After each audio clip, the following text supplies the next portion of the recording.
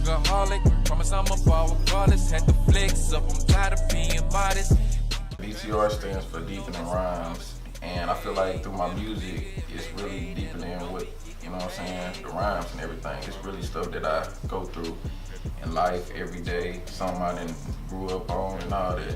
Qtr6 Ii is on the way. We got videos on the way. My feature list on the project is heavy, so it might be your favorite artist from the Ville on there. Producer list is heavy, so you know what I'm saying? The tape gonna be big, nothing but hits all the way through. Yeah, I had to flex up, then get my check up. I'm aiming at them from the neck up, so put that vest up. Ain't got no time to sit and rest up. That's how they slip up. We eat good. First of all, like, the name, the real Qtr6 is, you know what I'm saying, the area code for Huntsville. So everything on this tape is strictly Huntsville. Of course, I got Rizzle on the tape, that's my brother, so you already know how we coming. Bro, and So Unique. So Unique produced a lot of beats for me, so he was on Can I Breathe, he produced that Plays, like he produced certain songs like that 24/7. So yeah. You still mess with everybody, yeah, with them stars? Rizzle was given to me by Miserable Money.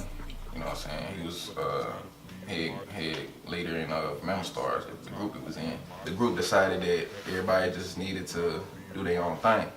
And with no hard feelings or nothing like that, just everybody just decided, you know what I'm saying, we getting older, so everybody just work on their own projects and we'll come back up. Have you guys put anything on wax? Mizzle and Young Cash. I got Young Cash on the tape too. So, but yeah, everybody, you know what I'm saying, it's deeper than the rhymes. Like I say, we like blood brothers. What would you say is the biggest change between, you know, when you started and you were performing, you were recording, up until now? What would you say is the biggest difference? I was really like a punchline artist. Gotcha. I was trying to say so much in a sense that I was getting tangled up on my words. And now it's like I done got comfortable. I've listened to a lot more stuff that I can sit back and be like, alright, I can play with this word, this bar, and you know what I'm saying, throw it in another line. I write like on a daily. You also were in Alabama.com for one of the top 25 artists to know. How did that make you feel? How did that come about? I feel good, man. I feel like that all the tapes that I put out and everything that I've been doing has been getting recognized. And you know what I'm saying, when you doing this stuff, you really don't know who all supports you, and you really don't know who all, you know what I'm saying, rock with you. But as long as you keep staying true, you know what I'm saying, like I feel like I have been, then I feel like the music been speaking for itself. Tell me about tour life and where music is taking you, you know, how that experience has helped you to grow, some of the things that you've encountered. Well, my first experience touring was back when I dropped In Due Time, my first project. And I had got a call from this woman out in New York. And so right then, I knew that stuff had got real. I'm from Huntsville, Alabama, and I don't really see nobody in the city going out to do, you know what I'm saying, shows and stuff, let alone in New York doing it. My first interview. Yeah. So I was like, right then, man, that set the bar real high for me. I've been doing shows in Miami. I've been did shows in Austin, Texas. Then after the tape drop, you know what I'm saying, I'm trying to set up a tour, stuff like this, so I'll be in other different cities. I know, you know, like I said, you go to South by Southwest quite a bit.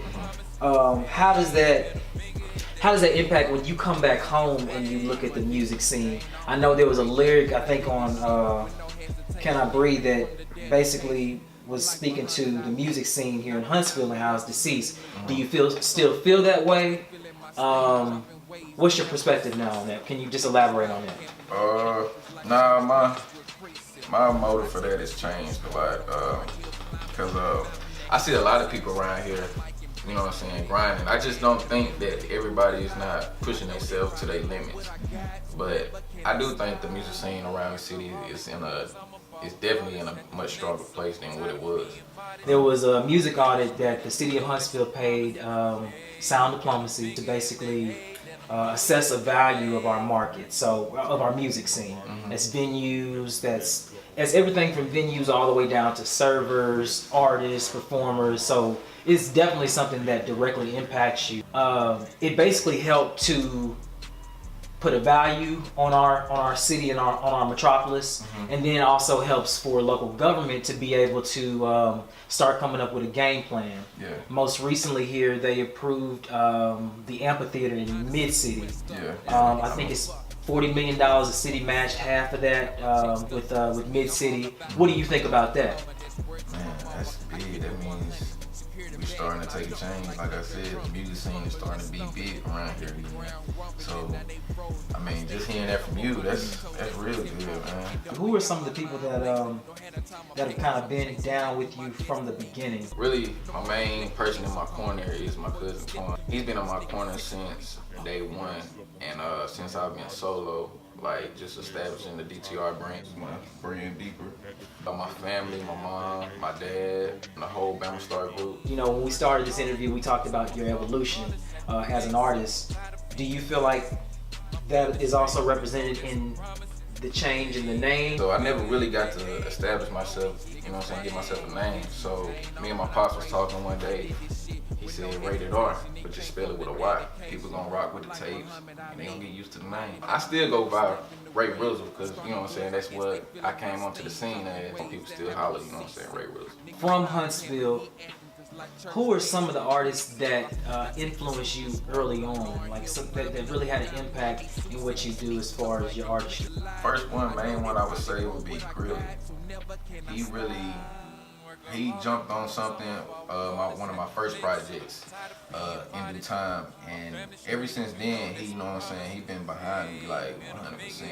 Rizzle, G-Side, ST, Clover. What do you think about how when they took off, how they marketed themselves? It's kind of unconventional because it wasn't necessarily here. Yes. Yeah. How do you feel about that? I feel like, I mean, where they show love at, then that's where you gotta go, because you know what I'm saying, that's where you're gonna get the most recognition. So I feel like them taking their stuff up there to overseas, you know, they just built their resume like heavily strong to where they can come back over here and, you know what I'm saying, people get in tune with their music. So I just feel like, you know what I'm saying, wherever people showing you love, man, just go there and just, you know what I'm saying, run with it. Okay.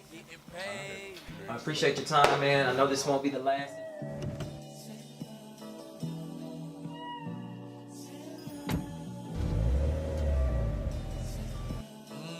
Workaholic, promise I'm a ball regardless. Had to flex up, I'm tired of being modest. Keep my family straight, and you know that's a promise. Hey, middle finger if they hate, let them know we getting paid.